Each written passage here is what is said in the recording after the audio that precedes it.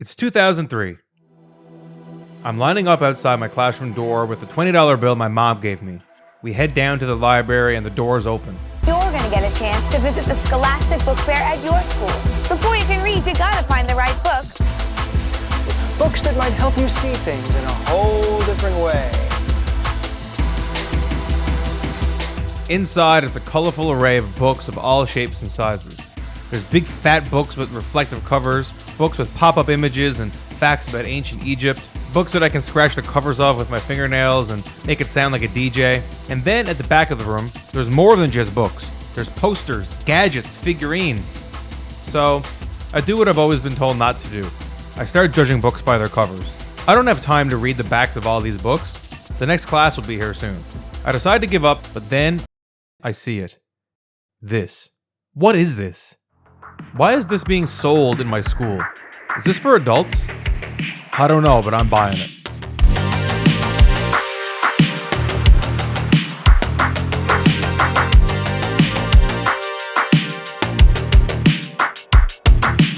I figured this was a common tale of kids who grew up around the same time as me and how we discovered Dav Pilkey's work. I still remember the feeling of reading that first Captain Underpants book. It had paragraphs like a book, but it had pictures too. And then it had comics interspersed, written by the characters in the book. And not to mention, what I found to be the coolest part, the flip-orama pages, where you're meant to flip the pages of the book back and forth really fast, to animate Captain Underpants punching a bad guy or a toilet exploding. How is this a book? This is more like an experience. And above all, it was funny. A book had never made me laugh before. Only TV or movies had done that. These were the first books that I became obsessed with as a kid. The first series I really cared about. Who needs Harry Potter? I need this large man in underwear and these prankster kids and their hijinks. I remember owning the first 3 of the series and begging my parents for the next one whenever it would come out. One day my mom came home with a special edition, full color edition of the first book, along with a CD containing songs about the various characters and coloring sheets and activities when you'd put it into your computer. Underpants, underpants, I like Captain Underpants, underpants. I was fully aboard the Captain Underpants train, and then one day, I wasn't. I have no idea when. I got older, became less interested in reading, and especially reading silly kids' books and comics, and at a certain point, I read the last page of a Captain Underpants book and never looked back for years. So, you can imagine my surprise in 2017 when I heard that Captain Underpants was getting a feature film adaptation. At that point, I hadn't thought about the franchise in so long, and I couldn't believe it taken this long for there to be a movie. It just made sense. However, I was a busy student and didn't have much time then for movies and such, and I never did see it. Once again, it kinda just faded away from me. But in the last couple years, I've been reading again, and as a part of my job, I've been paying attention to what kinds of books children are reading.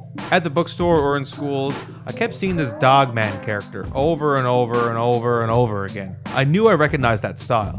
The character looked vaguely familiar, and then it hit me. Dogman's popularity got me thinking about Captain Underpants again and why it resonated with me so much as a kid. So I set out to revisit the franchise again and understand how I understand. Underpants, underpants, I like Captain Underpants, underpants, underpants, underpants, underpants.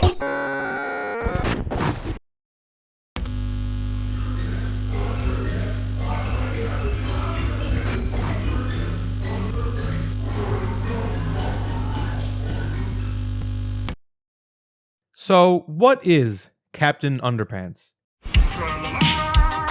It's a book series about 2 kids, George Beard and Harold Hutchins, and their imaginative characters. The 2 boys, who are good kids but love to prank teachers and peers alike, spend their days imagining stories and writing comics in a treehouse. One of these comic characters, of their own creation, is Captain Underpants, who looks suspiciously like the boys' grumpy principal, Mr. Krupp. He ends up becoming a reality when the boys accidentally hypnotize Mr. Krupp and make him believe he is the dopey, excitable, underpants-wearing superhero. Also, I just wanted to mention that it took me this long to realize that the boys' school, Jerome Horwitz Elementary School, is named after Curly Howard from the Three Stooges. Just wanted to put that out there. The book became a sensation upon its release in 1997, and after taking a look inside, it makes perfect sense why. While the book uses many conventions of children's lit at the time, combining images with text, it also differs from many other popular kids' books. Some pages zoom in on the comics that George and Harold write, changing up the style, clearly indicating that the children in the book made those pages, bringing the reader into the brains of the protagonists. The aforementioned Fliporama pages that enthralled me as a child are significant deviations too.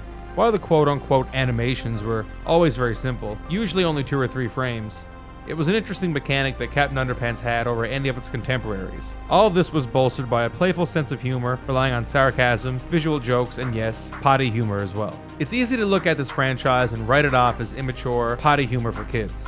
And don't get me wrong, there is definitely a lot of that. The later books in the franchise would be about a gang defeating a group of evil toilets, or some booger monsters, or Professor Poopy Pants. However, it doesn't take long Poopy Pants. However, it doesn't take long to realize that there are larger themes at play here. While the books are for children, they're smartly and competently written. Like a lot of media made for children, the books explore the power dynamics that children face while in educational facilities. Remember, Captain Underpants isn't just a character the boys create, he's the boys' principal under hypnosis, which is a clever way of giving the 2 young protagonists power and agency in a school that doesn't appreciate their antics or imaginations. On that note, one striking thing about the book upon revisiting is the thematic focus on creativity and imagination. Not only does the reader get to see the creations of the boys and their comics and drawings, but the book goes out of its way to emphasize that the boys are not troublemakers, but use these antics and pranks as expressions of their creativity. A creativity that isn't appreciated by pretty much anybody around them. These themes got me thinking about the man who wrote all these books, Dav Pilkey. Dave grew up in Ohio in a mostly conservative Christian community. He states that his first Captain Underpants stories were technically when he was in grade 2. He would spend his time making comics in class and getting in trouble with the teachers. Pilkey said that he made a lot of comics in his special desk in the hallway, where he was often sent. It doesn't take too much digging into Pilkey's backstory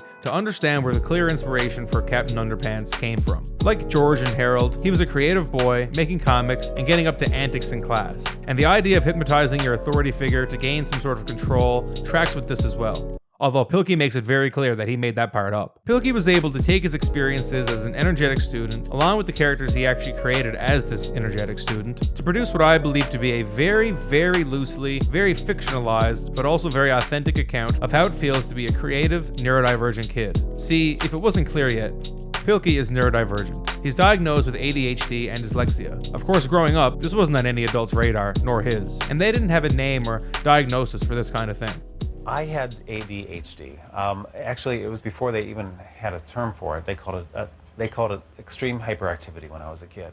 But my teacher didn't have the resources. She didn't know what to do with me, so she would send me out into the hallway. Pilkey doesn't try to hide these parts of his personal life. In fact, he openly talks about it and has become something of an advocate for neurodivergent children and adults alike.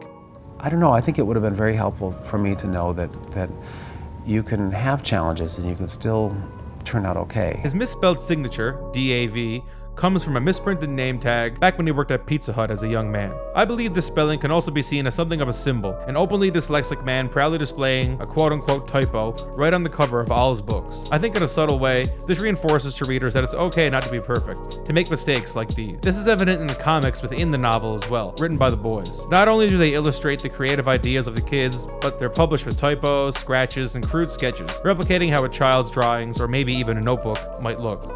I think Pilkey's perspective as a child who was often cast aside in his society, as a problem child, as overexcitable, provides an overarching comfort in his work, which is what allows kids who are reading to let their guards down.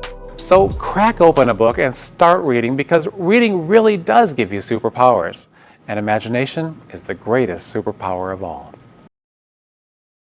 In a perfect case of irony, much like how teachers ripped Pilkey's work to shreds when he would write his comics in class, some schools have taken to banning the Captain Underpants franchise in schools. The books were taken from shelves for being inappropriate and for their anti-establishment themes. Pilkey wrote a great letter about this that was published in The Guardian. In it, he gives this quote: "Some grown-ups are not amused by the kinds of things that make most children laugh, and so they try to stomp those things out." It's worth noting that in 2012 and 2013, the American Library Association listed them in the #1 spot for their top 10 most frequently challenged books, during a time when the 50 Shades of Grey franchise was booming in popularity. A later book in the franchise, Captain Underpants and the Sensational Saga of Sir Stinks-a-Lot, was challenged for featuring a same-sex married couple. Yes, let me repeat that. A book called Captain Underpants and the Sensational Saga of Sir Stinks-a-Lot was banned for featuring a same-sex married couple. This is the world we live in. The district says this was not an effort to censor what books are available, but an effort to ensure that parents are involved in what might be seen as a controversial topic for their kids.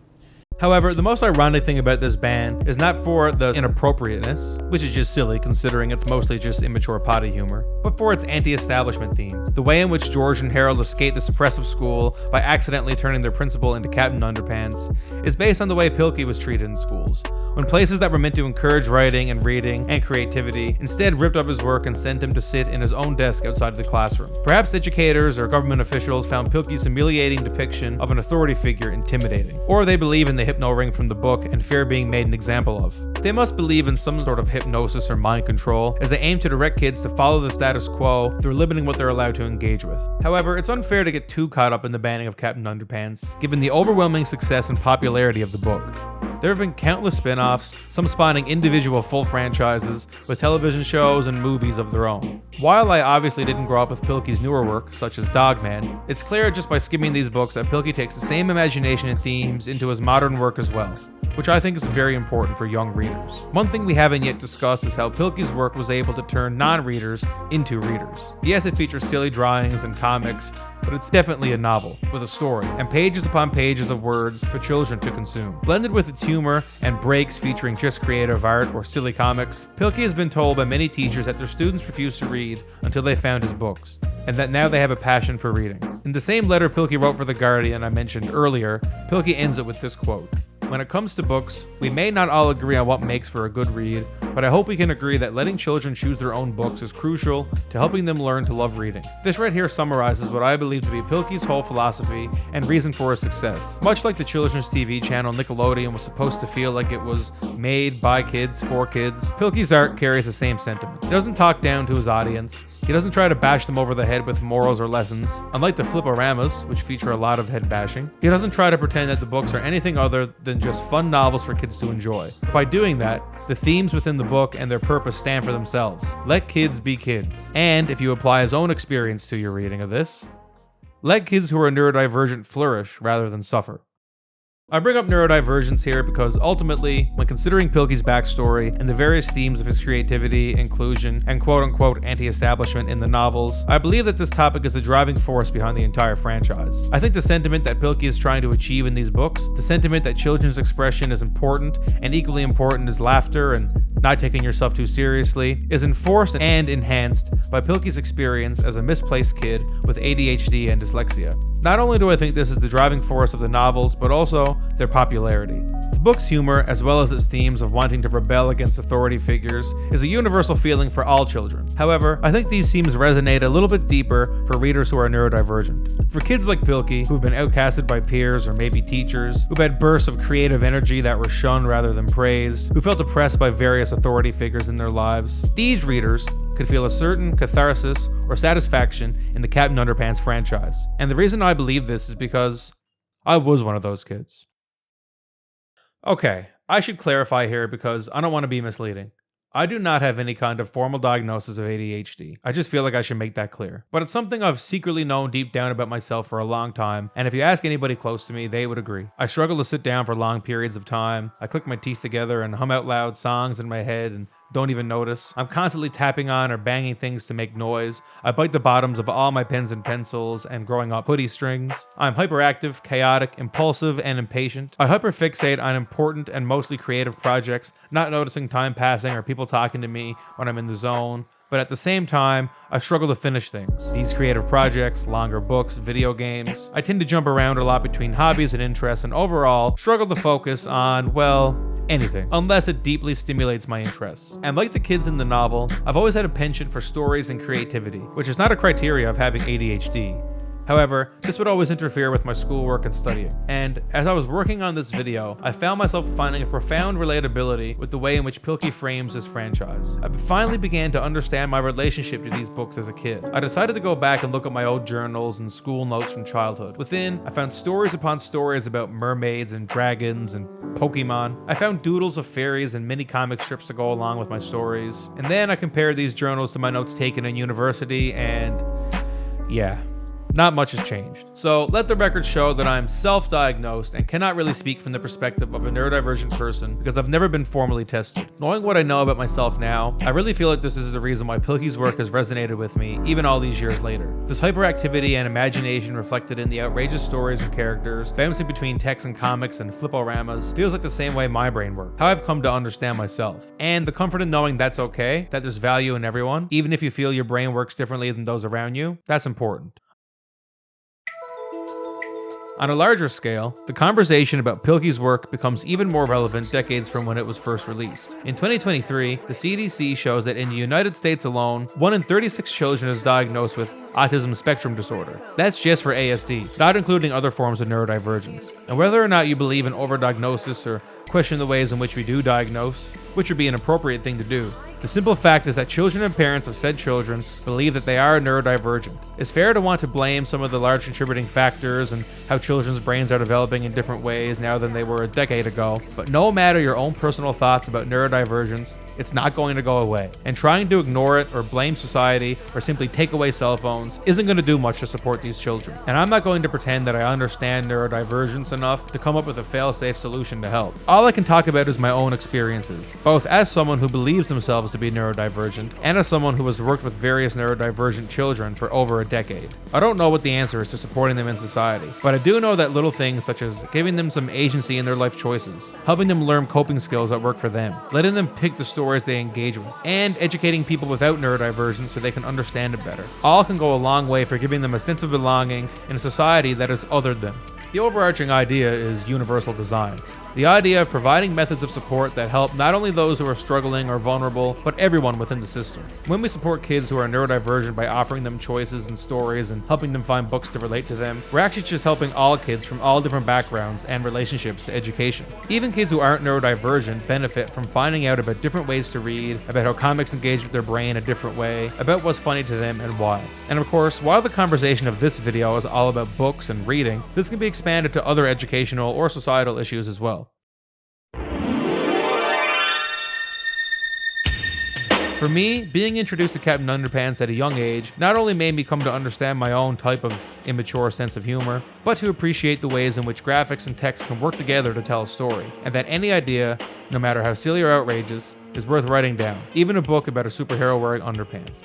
The reason I chose Captain Underpants for this video about neurodivergent children and reading is because this is an example of a book that resonated with me and no doubt got me to become a reader. You can substitute any book or any character here and the point still stands. Being open-minded about books and giving children choice to choose what they read is the answer to making children interested in reading, neurodivergent or otherwise. This doesn't mean that educators shouldn't push for children to read new things to help challenge their pre-existing beliefs about themselves or the world around them, but I think it all starts with opening the floodgates for them and helping them to figure out not only what interests them, but why it does. While you could have this discussion about any character, the main reason why I think Pilkey's work is especially significant on this topic is clear.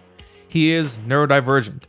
His ADHD and dyslexia contributed to his struggles in school, but also became extremely important to his art. This isn't the overt theme of the books. There are no comic panels in which George and Harold come to terms with having any kind of neurodivergence, or PSAs teaching children about the various neurological disorders.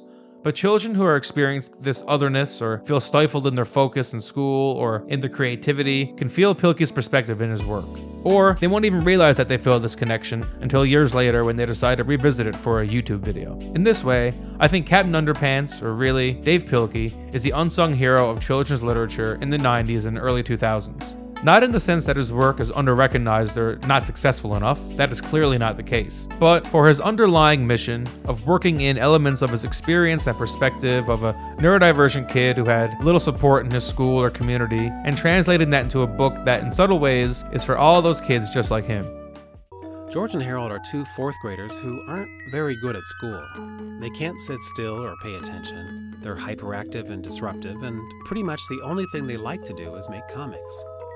And of course, their comics are a lot like mine when I was a kid. They have misspelled words and bad grammar. George and Harold aren't necessarily good at writing and drawing, but that doesn't stop them from making good books.